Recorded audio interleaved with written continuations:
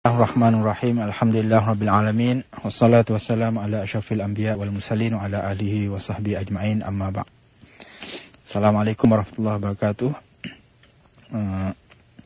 Yang saya hormati Ustaz Irwan, penerbit rancangan Tafaqquh Fiddin, yang akan menghidangkan perbahasan tentang kitab Al-Fiqhul Akbar, tulisan Imam Abu Hanifah. Saudara-saudari, para pendengar Radio IKIM yang dihormati, dalam perbahasan yang lalu kita telah membahaskan tentang sifat Allah, dan kita akhiri dengan perbahasan tentang betapa nama dan sifat Allah itu azali, abadi, tiada awal baginya dan tiada akhir baginya. Dan kita huraikan dalam perbahasan yang lalu bagaimana nama-nama Allah itu selama-lamanya menanggung ataupun mempunyai implikasi ataupun manifestasi nama-nama tersebut. Di mana misalnya bila kita sebut Ar-Rahman, makna Allah SWT itu bersifat dengan sifat Rahman semenjak azali dan selama-lamanya, abadi, tiada akhir. Begitu juga dengan sifat-sifat yang lain. Kita juga telah bincangkan ataupun huraikan bagaimana sifat Allah, sama ada sifat zatiyah ataupun sifat fi'liyah, semuanya azali. Namun kita ada sebut bagaimana makhluk ataupun bekas ataupun kesan daripada sifat-sifat Allah itu adalah makhluk. Dan ekoran daripada sini, hari ini insyaAllah kita akan bincangkan tentang sifat Al-Quran ataupun hakikat tentang Al-Quran. Kalau sebelum ini Abu Hanifah telah menegaskan dengan menyebut bahawa wasifatihi fil azal ghairu muhdatsah wala makhluqah, sifat Allah semenjak azali tidak baharu dan tidak dijadikan ataupun bukan makhluk.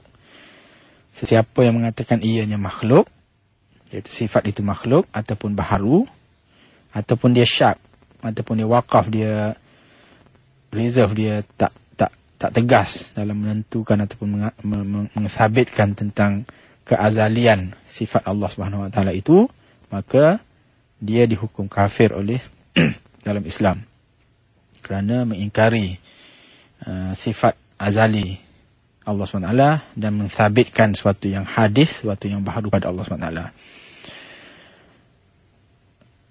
Berdasarkan kefahaman dan dasar pegangan akidah Islam tentang keazalian nama dan sifat Allah SWT ini diketengahkan dalam teks yang seterusnya tentang Al-Quran.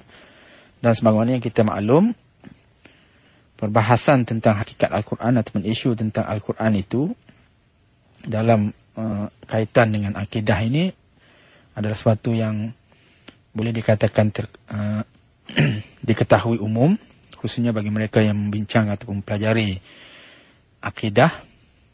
Kerana kita tahu pada suatu masa dahulu, khususnya di zaman Abbasiyah, golongan Mu'tazilah mendakwa bahawa Al-Quran itu makhluk. Dan kita tahu ekoran daripada pembahasan dan perbincangan di saat itu, di mana Imam Ibn Hanbal yang secara tegas menolak dan mengkritik pandangan Mu'tazilah tersebut dan membuktikan ataupun berhujah bahawa Al-Quran itu bukan hadis, bukan sesuatu yang baharu, tetapi sesuatu yang qadim. Dan kita tahu ekoran daripada tentang itu Imam Ibn Hanbal telah dipenjarakan dan beliau tetap dengan pegangan itu sehinggalah dia keluar balik setelah kuasa atau pengaruh Mu'tazilah hilang daripada penguasa ataupun khilafah pada ketika itu. Jadi isu Al-Quran ini sesuatu yang penting yang kita perlu faham, dan ini berkaitan dengan perbahasan yang lalu yang menegaskan tentang azalinya sifat itu, abadinya sifat Allah, azalinya nama, abadinya nama Allah. Tapi dalam masa sama ditekankan bahawa bekas ataupun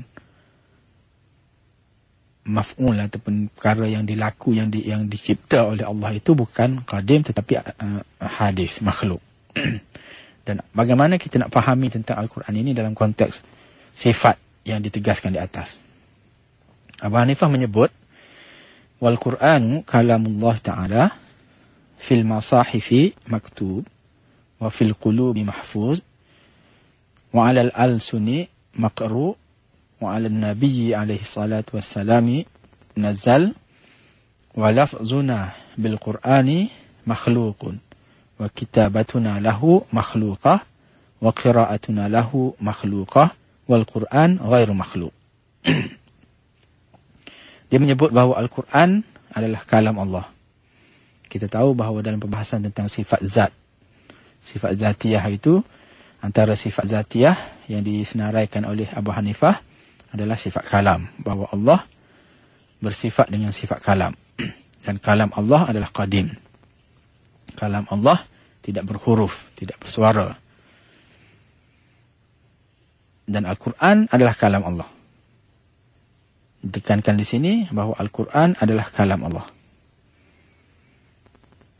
Ia tercatat pada mushaf,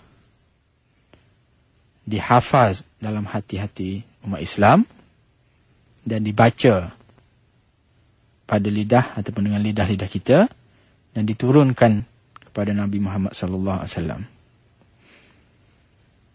Al-Quran adalah kalam Allah. Allah bersifat dengan sifat kalam. Dan Al-Quran itu adalah kalam Allah.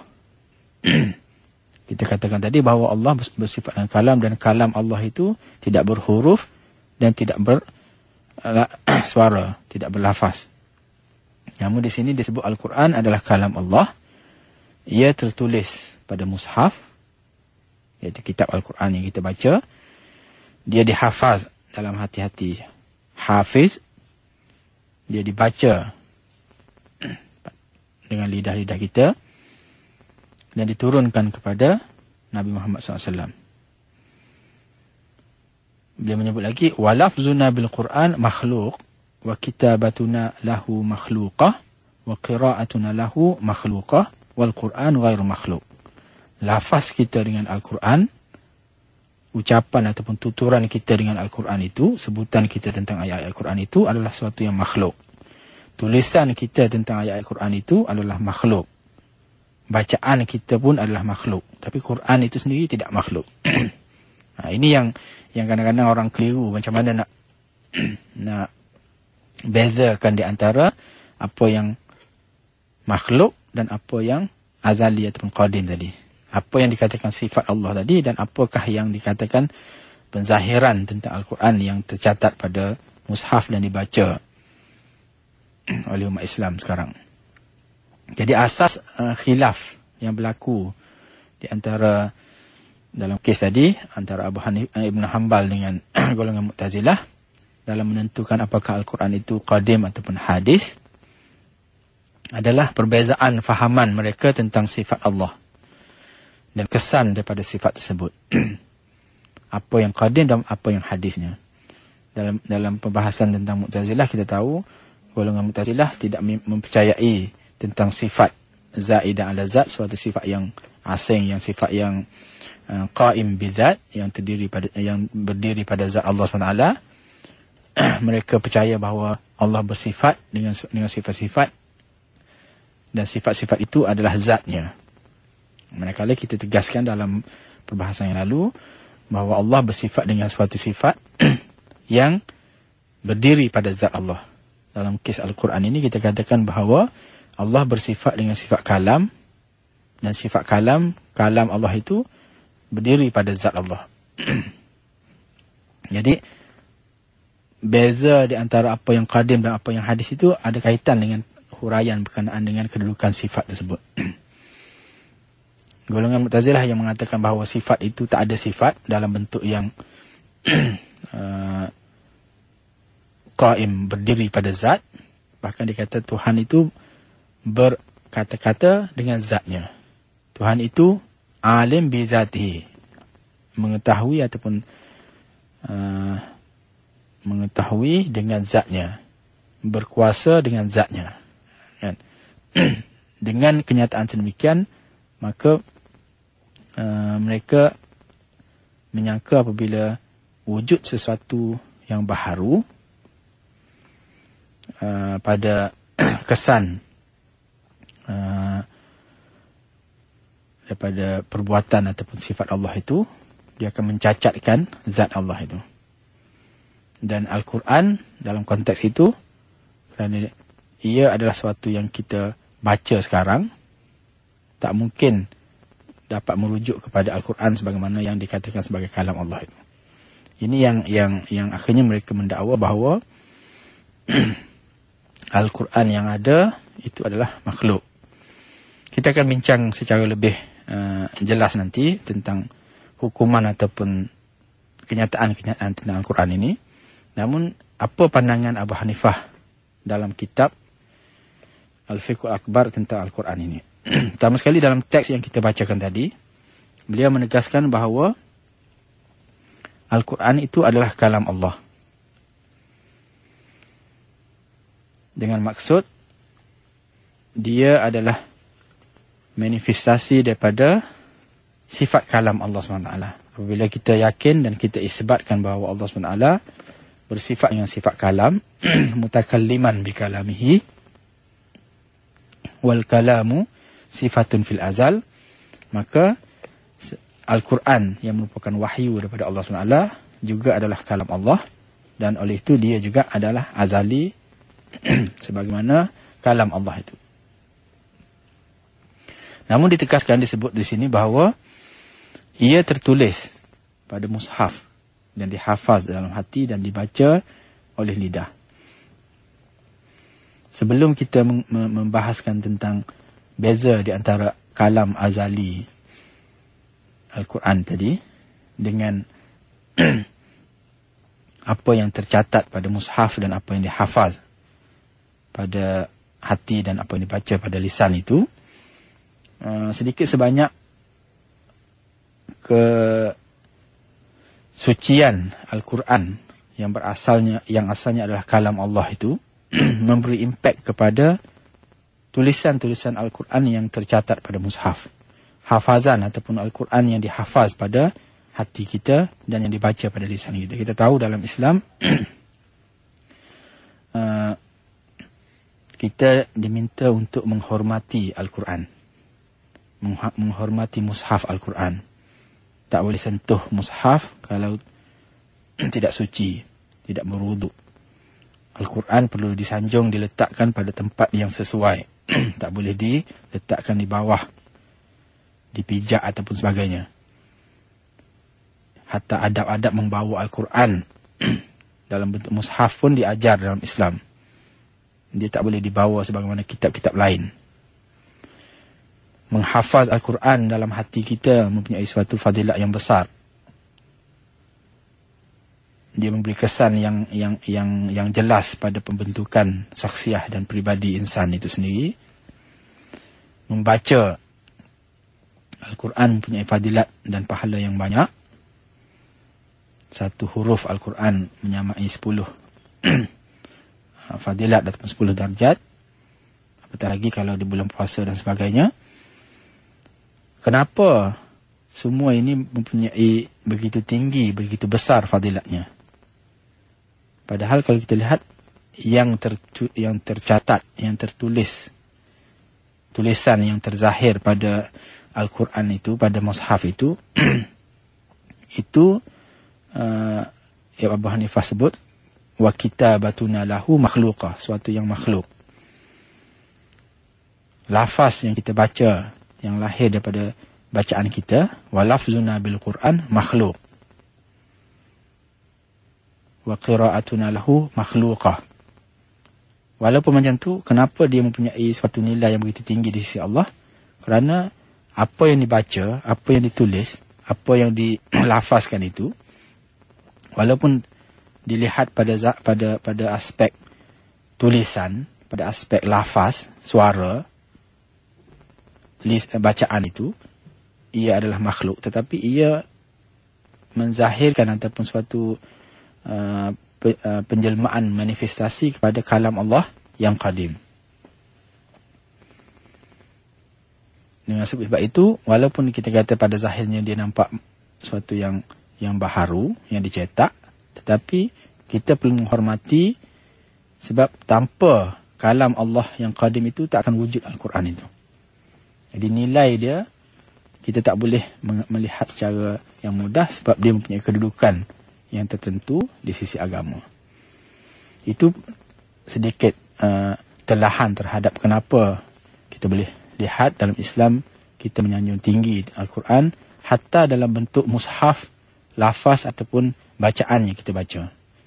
Walaupun dalam konteks akidah kita tahu perbahasan yang ditekankan di sini bahawa apakah Al-Quran itu makhluk ataupun tidak, dia tidak merujuk kepada mushaf ataupun lafaz ataupun bacaan itu. Tapi dia merujuk kepada kalam Allah yang qadim, apa yang disebut sebagai kalamun nafs. Itu satu perkara. Yang seterusnya disebut wa 'alan Nabi SAW diturunkan. Al-Quran itu diturunkan ke atas kepada Nabi. Dan ini secara tegas menolak dakwaan-dakwaan golongan yang menyatakan bahawa kitab Al-Quran itu bukan suatu yang diwahyukan. Kitab Al-Quran itu bukan suatu yang diterima oleh Nabi SAW daripada Allah SWT. Ada golongan-golongan yang mendakwa bahawa Al-Quran itu adalah ciptaan Nabi Muhammad SAW. Dan ini, kenyataan ini secara jelas menegaskan bahawa Al-Quran itu bukan suatu yang dicipta oleh Nabi Muhammad SAW. Bahkan ia diwahyukan, munazzal. Dan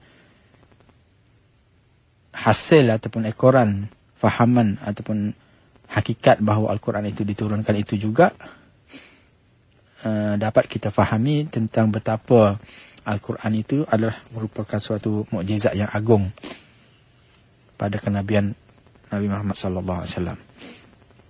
Jadi ini sedikit pengajaran yang kita boleh lihat sebelum kita membahaskan sekali lebih khusus tentang isu Al-Quran itu makhluk ataupun tidak. Dalam teks yang seterusnya, Abu Hanifah menyebut walafzuna bil Quran makhluk wa kitabatuna lahu makhluqah wa qira'atuna lahu makhluqah wal Quran ghairu makhluk. Dalam membahaskan beza seperti saya sebut tadi, kekeliruan yang berlaku di kalangan Mu'tazilah yang mengatakan bahawa Al-Quran itu hadis, kerana mereka keliru tentang apa yang tercatat secara zahir dan apa yang berupa kalam Allah yang azali.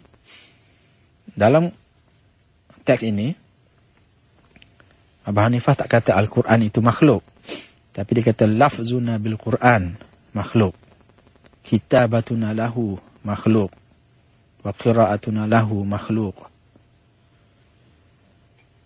Lafaz kita tu yang makhluk. Kan? Lafaz kita tentang Al-Quran itulah yang makhluk. Apabila kita melafazkan Al-Quran, lafaz itu makhluk. Sebab itu kita yang sebut. Dan suara kita tu suara yang bukan khalik, bukan suatu kita dicipta. Tulisan kita itu adalah makhluk. Bacaan kita itu adalah makhluk. Tetapi wal Quran ghairu makhluk, dan Quran itu ghairu makhluk. Di sini yang orang keliru tentang kenyataan Al-Quran makhluk ataupun lafaz kita ataupun bacaan kita yang makhluk. Catatan ataupun kitabah Al-Quran itu, tulisan Al-Quran itu yang makhluk. Dalam kenyataan ini yang menegaskan betapa kita perlu berhati-hati dalam memperkatakan tentang hakikat Al-Quran. Bila kita sebut makhluk, apa yang makhluknya? Apakah Al-Quran itu makhluk ataupun lafaz kita tentang Al-Quran itu makhluk? Tulisan kita terhadap Al-Quran itu yang makhluk? Bacaan kita itukah yang makhluk? Sebab yang dipertahankan di sini, Al-Quran tidak makhluk. Lafaz, kitabah, penulisan dan bacaan itu boleh dikatakan sebagai makhluk.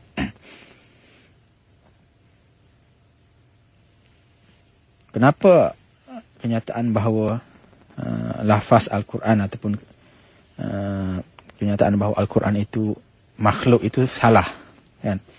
Dalam sebuah syarah ataupun komentari terhadap karya ini oleh Maghnisawi. Dia menyegaskan ada beberapa kenyataan tentang isu ini yang bila kita tersilap dalam mengungkapkannya, dia boleh membawa kepada suatu kesan ataupun akibat yang besar, boleh membawa kepada kekufuran dalam konteks menyatakan tentang hakikat Al-Quran ini.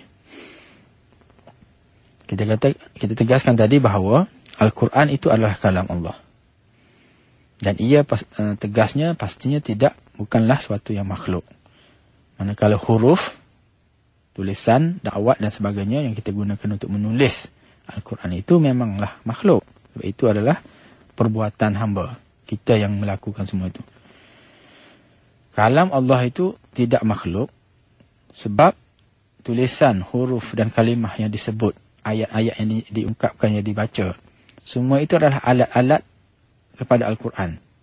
Alat-alat yang digunakan untuk membaca Al-Quran yang merupakan kalam Allah. Dan ini diperlukan kerana hamba perlu ataupun tak boleh mengungkapkan Al-Quran itu melainkan dengan huruf, dengan kalimah, dengan tulisan dan sebagainya. Dan ini tidak berkait dengan kalam Allah yang azali. Tidak merupakan kalam Allah yang azali secara hakiki, dengan maksud tulisan bacaan yang kita baca tadi. Wa kalamullah qa'im bi zatihi, sedangkan kalam Allah itu berdiri pada zatnya dengan maksud maknanya diketahui dengan perkara-perkara tadi, perkara-perkara tulisan tadi. Makna kalam Allah itu difahami dengan adanya tulisan, dengan adanya huruf, dengan adanya bacaan tadi. Itu yang kita kena jelas. Apa yang membezakan antara kalam yang qadim dengan kalam yang hadis. Al-Quran yang qadim dengan Al-Quran yang hadis ini. Sesiapa yang mengatakan bahawa kalam Allah itu makhluk, kalam dia merujuk pada kalam Allah, sifat kalam Allah itu makhluk, maka dia kafir. Kafir dengan Allah SWT kerana mengisbatkan sesuatu yang hadis, yang makhluk pada zat Allah SWT. Sesiapa yang mengatakan bahawa Al-Quran itu makhluk, dan dia maksudkan dengan Al-Quran itu adalah kalam lafzi, suatu kalam yang dilafazkan, yang berdiri pada zat Allah, sebagaimana pandangan ataupun pegangan golongan karamiyah, maka ia juga kafir. Kerana dia menafikan sifat azali dan menjadikan Allah SWT itu menempati ataupun ditempati dengan suatu perkara yang hadis, suatu perkara yang baharu. Jadi, kalau kata kalam Allah makhluk, kafir, sebab menafikan azalinya kalam Allah, abadinya kalam Allah. Kalau kata Al-Quran itu makhluk, dan dia maksudkan dengan Al-Quran makhluk itu kalam lafzi yang merupakan sifat Allah itu juga, maka itu pun juga kafir, kerana dia telah mengatakan bahawa Allah bersifat dengan sifat kalam, dan kalam yang merupakan sifat Allah itu makhluk. Ini juga boleh membawa kita kepada kekufuran. Sesiapa yang mengatakan bahawa Al-Quran itu makhluk, dan dia maksudkan dengan makhluk itu adalah menafi kalam azali, dengan bila dia katakan Al-Quran itu makhluk, dia menegaskan bahawa kalam Allah SWT itu bukan azali, itu pun juga kafir.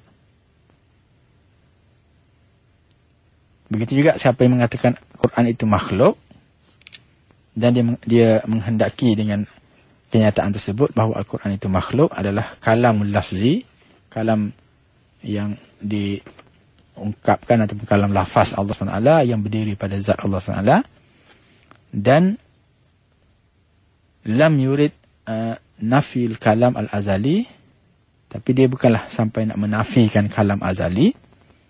Itu pun walaupun disebut di sini tidak kafir, tetapi ungkapan itu adalah salah kerana dia boleh membawa kepada kekufuran. Dia mengatakan misalnya Al-Quran itu makhluk, dan makhluk yang dimaksudkan di situ bukan kalam lafzi yang ada pada zat Allah,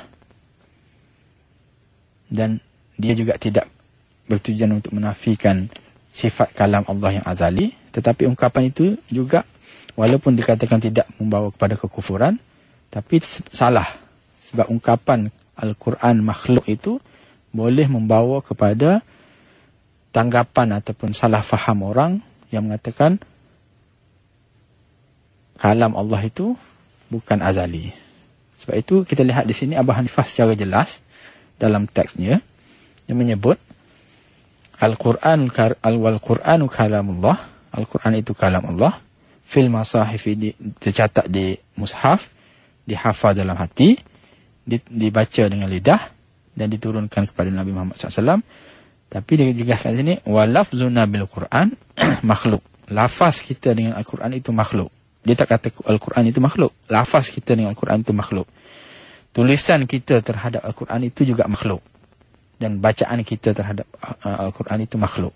Jadi yang makhluk itu adalah lafaz, tulisan dan bacaan itu. Tetapi apa yang dibaca, apa yang ditulis dengan merujuk kepada hakikat asal Al-Quran itu, apa yang dituturkan, itu bukan makhluk. Wal Quran ghairu makhluk. Dalam nak menghuraikan secara lebih lanjut, dia akan bawa kemukakan kepada kita beberapa contoh yang menggambarkan bagaimana kita harus membezakan di antara apa yang makhluk dan apa yang tidak makhluk pada Al-Quran. Dia menyebut wa ma dzakarallahu ta'ala fil Qur'an hikayatan an Musa wa ghairihi minal anbiya'i alaihi wassalatu wassalam wa min awanil fir'auni wa iblisi fa inna dzalika kulluhu kalamullah ikhbaran anhum wa kalamullah ghairu makhluk wa kalamu Musa wa ghairuhu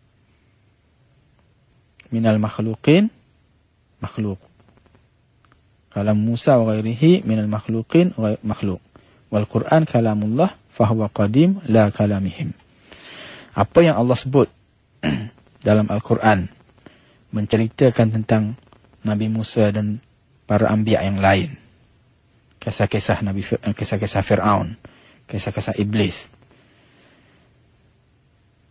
Ungkapan ataupun ucapan iblis, Fir'aun dan sebagainya ataupun Nabi Musa sebagainya yang diceritakan dalam Al-Quran itu, fa inna dzalika kulluhu kalamullah. Semua itu kalam Allah. Ikhbaran anhum. Kalamullah sebab ia menceritakan tentang kisah-kisah para anbiya tersebut. Wa kalamullah ghairu makhluk. Kalam Allah yang menceritakan tentang semua kisah-kisah tadi itu bukan makhluk. Tetapi kalam Musa, kan kata-kata Nabi Musa, kata-kata Fir'aun dan sebagainya yang dikhabarkan oleh Allah SWT dalam Quran itu yang makhluk. Wa kalamu Musa wa ghairihi minal makhluqin makhlukun. Itu yang makhluk. Wal Quran kalamullah fahuwa qadimun la kalamuhu. Al-Quran itu adalah kalam Allah, maka ia adalah qadim sebab dia adalah sifat Allah SWT, sifat kalam Allah. Tetapi Al-Quran itu bukan kalam mereka. Kan? Apa yang kita baca pada Al-Quran itu adalah kalam Allah. Apa yang dikhabarkan oleh Allah SWT tentang ucapan, kata-kata para Nabi, Nabi Musa, Fir'aun dan sebagainya itu adalah pengkhabaran daripada Allah. Dan ini adalah qadim, bukan makhluk. Dan ini bukan kata-kata mereka. Yang merupakan kata-kata mereka itu ungkapan mereka yang dikhabarkan oleh Allah SWT dalam Al-Quran itu. Yang itu adalah makhluk. Wa sami'a Musa alaihissalam kalamullah kama qala Allah Ta'ala wa kallama Musa taklima. Wa qad kana Allah Ta'ala mutakalliman wa lam yakun kalam Musa. Wa qad kana Allah Ta'ala khaliqan fil azal wa lam yakhluqul khalq. Laisa kamitslihi syai' wa huwas samiul basir. Musa mendengar kalam Allah sebagaimana yang diungkapkan dalam Al-Quran, wa kallama Musa taklima, dan Allah SWT bersifat dengan sifat kalam, dan walam yakun dan kalam itu bukan kalam Musa. Wa kallama Musa taklima, Allah bersifat dengan sifat kalam, dan kalam yang didengar oleh Musa itu bukan kalam Musa. Wa qad kana Allah Ta'ala khaliqan, Allah itu pencipta semenjak azali lagi. Dan hatta walau belum dia belum menciptakan lagi pun, dia dah bersifat dengan sifat mencipta tadi. Laisa kamitslihi syai', dia tak sama dengan sebarang apa pun. Wa huwas samiul basir, dia maha mendengar lagi maha melihat. Jadi apabila Musa mendengar kalam Allah itu, bukan bermakna ketika itu sahaja Allah bersifat dengan sifat kalam, bahkan ia bersifat dengan sifat kalam semenjak dahulu lagi. Jadi untuk itu kita akan sambung perbahasan tentang ini sedikit lagi dalam pertemuan akan datang. Wabillahi taufiq wal hidayah. Wassalamualaikum warahmatullahi wabarakatuh.